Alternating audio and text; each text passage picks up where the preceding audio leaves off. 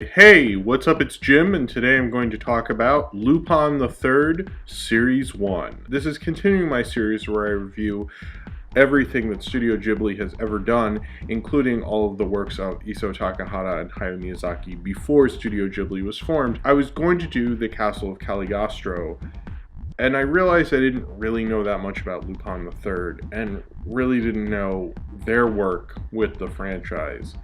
And I kind of thought, even though originally I wasn't really going to do a lot of their TV work, that I should watch it because I don't have much knowledge. I've watched a few episodes of the second series, but I didn't know the series they worked on, and they both worked on it and directed it together. So I felt like that's enough of a reason really to review it for my Studio Ghibli series. I also kind of thought, since I did watch the entire series in all 23 episodes and 2 seasons, I might as well make a video out of it because I did spend quite a bit of time on it just to watch this movie, which I still haven't watched at this point.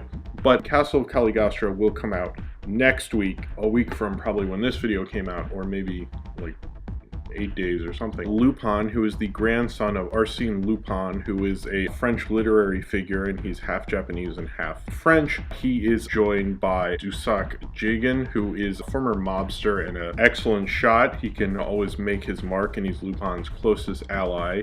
And then there is also Fuchiko Main, who is the girl he's very much in love with. She's very much the femme fatale.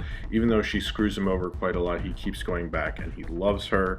And the samurai, who's not in as many episodes, Goen Ishikawa, who's a master swordsman, has a sword that can cut through anything. Lupin III is a master thief, and they all do various, thieving and try to take a famous jewel or rob a bank, and try not to get caught by inspectors and Gata, who has devoted his entire life to capturing Lupin III, the infamous criminal. This series, I'm noticing a theme with Isao Takahata and Hayao Miyazaki, in that, much like Horus Prince of the Sun, or Hall's Prince of the Sun, whichever you want to call it, this is the first anime series to be made specifically for adults, and I believe in prime time as well. I'm not as clear about that one. Originally, the showrunner and the main director was Masashiki Usumi, and his style is more sexy and darker and almost taken directly from the original manga. Supposedly, I haven't actually read the manga, but that's what I hear.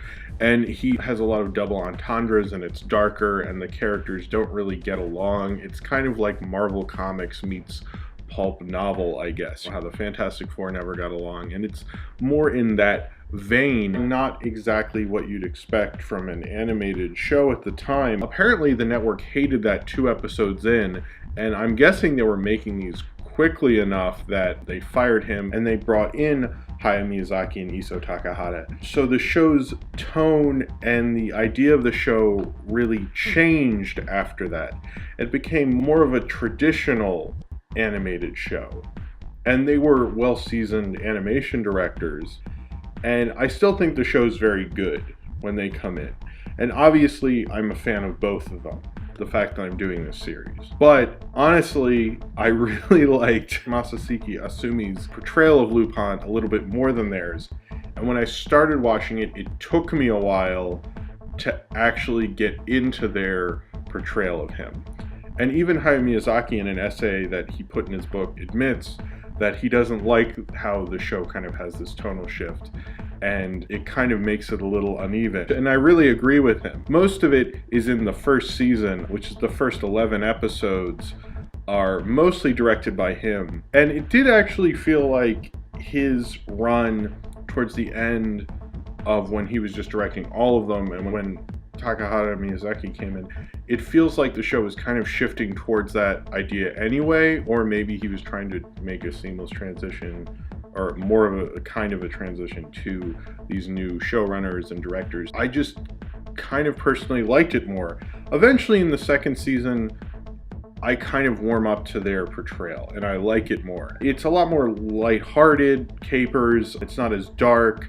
The group works together. Fuchiko Main, her hair gets shorter. There's no sexual innuendo. Sometimes they rob people, but also right or wrong at the same time, which I'm not like in love with. Jinga, he doesn't shoot people in the back anymore. It doesn't seem to be as violent. And it kind of felt like the network got cold feet. And it's odd that Hayao Miyazaki and Isao Takahata, two people who, with Horus Prince of the Sun, really wanted to change animation and make it more adult were actually brought in to make an animated program less adult and make it more family friendly. And that's kind of interesting that that kind of changed and they were brought in to do that. You could say dumb it down, and some people say it's more Saturday morning cartoonish. That's kind of demeaning what they do. I guess it is kind of guilty of that, and you could say that, but they're still very good episodes and a very good run of an animated series. And I'm someone who watches animated series, obviously, and I quite like what they did with Lupin after a while. It's just the tonal shift kind of makes you reconsider that and makes you think about that. I mean, it's almost like they took an Adult Swim show and made it for 4 p.m. and you're obviously going to go, what the fuck? That's kind of the problem with the first series of Lupin, is from what I understand about the other series is they were a consistent tone, and most shows have a consistent tone throughout. And changing a showrunner, changing the director is going to be a big difference. Now, Masashiki Asumi was a major influence on the director of Cowboy Bebop. He has been very influential in anime. Those are some great episodes, and actually probably my absolute favorite episode I watched was the first one. I think was just absolutely flawless. Also the one where Lupin goes to jail, stays in jail for a year, and probably plays one of his greatest cons. I feel bad because I still like the Miyazaki things, and I don't want to say they're lesser, but at the beginning it took me a while to get into it. Just that tonal shift makes it an odd watch of a TV series. I still like the Miyazaki Isao Takahata run. I like the series finale quite a bit. I like the one where he makes people dress up as Lupins and totally confuses Zangada. I actually like the beauty contest episode. The thing I think about when I think about their early work, Takahata and Miyazaki, is that they're really trying to be good craftsmen, storytellers at that point. And I think that's really what they're doing with Lupin, and it shows how good they were with that, and that's definitely someone you would want as a studio, to get a craftsman in there, rather than someone who's going to be more of an auteur, I guess, like Masashiki Asumi. I'm not saying they were like lesser of artists for auteur versus a craftsman, and that's a debate you can have, I guess, but I think they're both very strong directors when it comes to story and these various capers and having Lupin do these various things. I still think they're great directors, but it is a different form of directing between the two.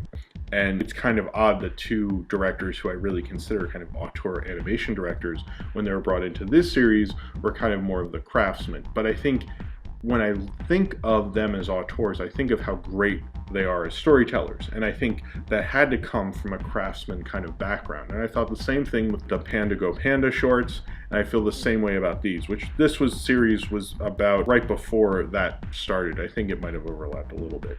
It wasn't successful at all. The series wasn't successful. I mean, it got 2 seasons, mostly I think because of the popularity of the Lupin manga. It eventually gained popularity in reruns, apparently played for like 3 years after that. And much like the Star Trek, or the original Star Trek series, gained popularity and got a new series and got movies, and then eventually the Castle of Caligostro happened. This series was eventually influential. It's not very well known in America. There's apparently never been an American dub of it. It's a very good series, and if you're into Hayao Miyazaki and Isao Takahata, it's interesting to see them as more craftsmen. And I think this is far more craftsmen than even Panda Go Panda was a story they created. This was, obviously based on a manga, and they didn't stick as closely to the Monkey Punch manga. It's regrettable that it had to change. I would have liked to see more Lupin from Masashiki Asumi, and he apparently came back to do an episode. So did Hayao Miyazaki, came back and did 2 episodes much later, but I'm not going to review those. I did like discovering this series and watching these episodes, and I kind of want to check out more Lupin III after this, and it at least sets me up that I'm not a complete dullard when I watch the Castle of Caligostro, and I have some knowledge of Lupin III before, and that was my intention, really. I didn't want to go into it blind and not really understand Miyazaki's work with Lupin III before I saw the Castle of Caligostro. And since this was with Isao Takahata, I pretty much had to do that. I'm glad that I did it, and I think if you're a fan of Lupin III and you're a fan of those 2 directors, I think the first episode holds up no matter who you are. So if you have seen Lupin III Series 1 and you would like to talk about it, then comment below in the comments and subscribe if you would like to. And the next video in my Studio Ghibli series will be the Castle of Cagliostro. I will not delay, but you still got a video this week, so with the Studio Ghibli series, so it's really not that bad if you think about it. But that will be next week, the Castle of Cagliostro. I kind of have rethought not doing their series. I'm not going to do other ones like Pippi Longstocking for Isao Takahata, but I might do, and I'm seriously considering doing Future Boy Conan. I don't think I'll do it in chronological order, but I will get around to it at a certain point.